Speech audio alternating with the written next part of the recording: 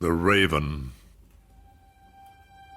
Once upon a midnight dreary, while I pondered, weak and weary, over many a quaint and curious volume of forgotten lore, while I nodded, nearly napping, suddenly there came a tapping, as of someone gently rapping at my chamber door. "'Tis some visitor," I muttered, tapping at my chamber door. Only this, and nothing more. Distinctly I remember it was in the bleak December, and each separate dying ember wrought its ghost upon the floor. Eagerly I wished the morrow. Vainly I had sought to borrow from my books surcease of sorrow, sorrow for the lost Lenore, for the rare and radiant maiden whom the angels named Lenore.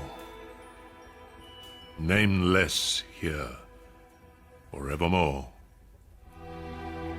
And the silken, sad, uncertain rustling of each purple curtain thrilled me, filled me with fantastic terrors never felt before, so that now, to still the beating of my heart, I stood repeating, "'Tis some visitor entreating entrance at my chamber door, some late visitor entreating entrance at my chamber door.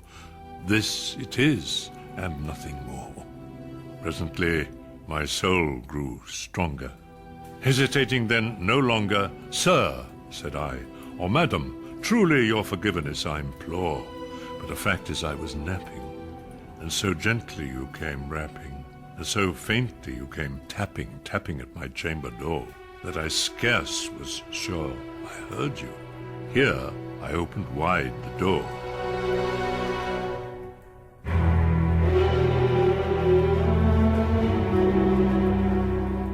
Darkness there, and nothing more. Deep into that darkness peering, long I stood there wondering, fearing, doubting, dreaming dreams no mortal ever dared to dream before. But the silence was unbroken, and the darkness gave no token, and the only word there spoken was the whispered word, "Lenore." This I whispered, and an echo murmured back the word, "Lenore." Merely this, and nothing more. Back into the chamber turning, all my soul within me burning, soon again I heard a tapping somewhat louder than before. "Surely," said I, "surely that is something at my window lattice. Let me see then what thereat is, and this mystery explore. Let my heart be still a moment, and this mystery explore. 'Tis the wind, and nothing more. Open here I flung the shutter, when, with many a flirt and flutter, in there stepped a stately raven of the saintly days of yore. Not the least obeisance made he, not a minute stopped or stayed he, but with mien of lord or lady, perched above my chamber door, perched upon a bust of Pallas, just above my chamber door, perched and sat, and nothing more. Then this ebony bird, beguiling my sad fancy into smiling, by the grave and stern decorum of the countenance it wore, "Though thy crest be shorn and shaven, thou," I said, "art sure no craven, ghastly, grim, and ancient raven, wandering from the nightly shore. Tell me what thy lordly name is on the night's Plutonian shore." Quoth the raven, "Nevermore."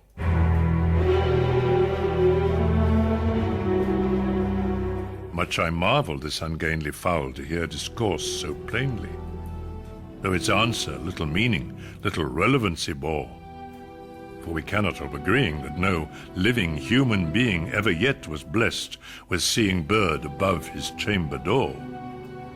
Bird or beast above the sculptured bust above his chamber door, with such name as Nevermore. But the raven, sitting lonely on the placid bust, spoke only that one word, as if his soul in that one word he did outpour. Nothing further then he uttered, not a feather then he fluttered. Still I scarcely more than muttered. Other friends have flown before. On the morrow will he leave me, as my hopes have flown before? Then the bird said, Nevermore.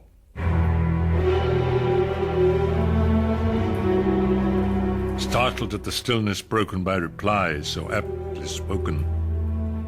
Doubtless, said I, what it utters is its only stock and store, caught from some unhappy master, whom unmerciful disaster followed fast, and followed faster, until his songs one burden bore, till the dirges of his hope that melancholy burden bore of never, nevermore. But the raven, still beguiling all my sad soul into smiling, straight I wheeled a cushioned seat in front of bird and bust and door. Then upon the velvet sinking, I betook myself to linking fancy unto fancy, thinking what this ominous bird of yore, what this grim, ungainly, gaunt, and ominous bird of yore meant in croaking Nevermore. This I sat engaged in guessing, but no syllable expressing to the fowl, whose fiery eyes now burned into my bosom's core. This and more I sat divining, with my head at ease reclining on the cushion's velvet violet lining that the lamplight gloated o'er.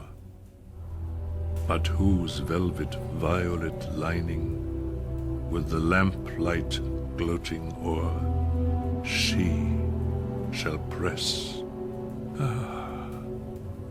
nevermore.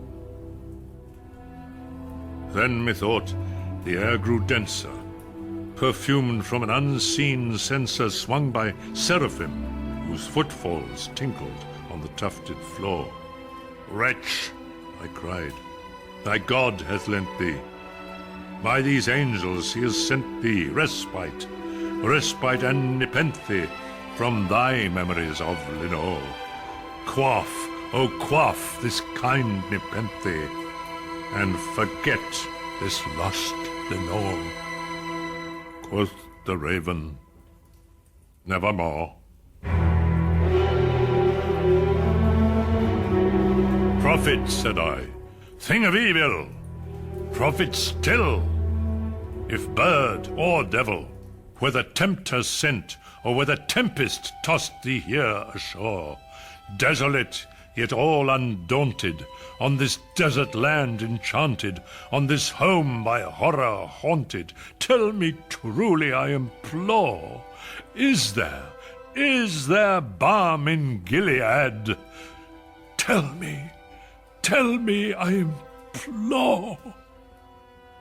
Quoth the raven, Nevermore.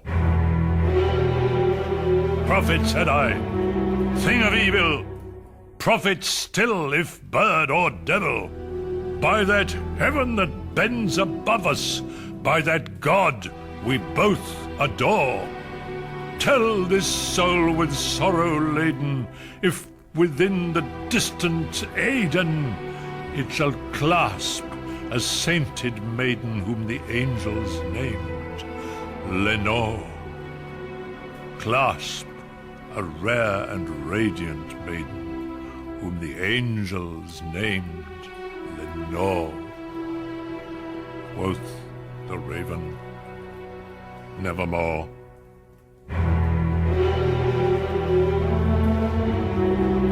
Be that word our sign of parting, bird or fiend.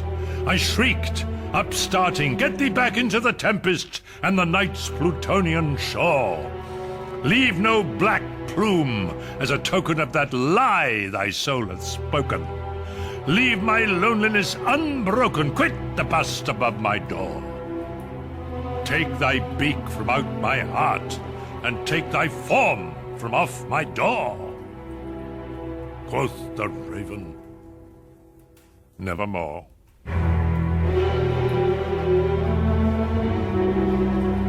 And the raven, never flitting, still is sitting. Still is sitting on the padded bust of Palas, just above my chamber door. And his eyes have all the seeming of a demon's that is dreaming, and the lamplight o'er him streaming throws his shadow on the floor. And my soul, from out that shadow that lies floating on the floor, shall be lifted nevermore.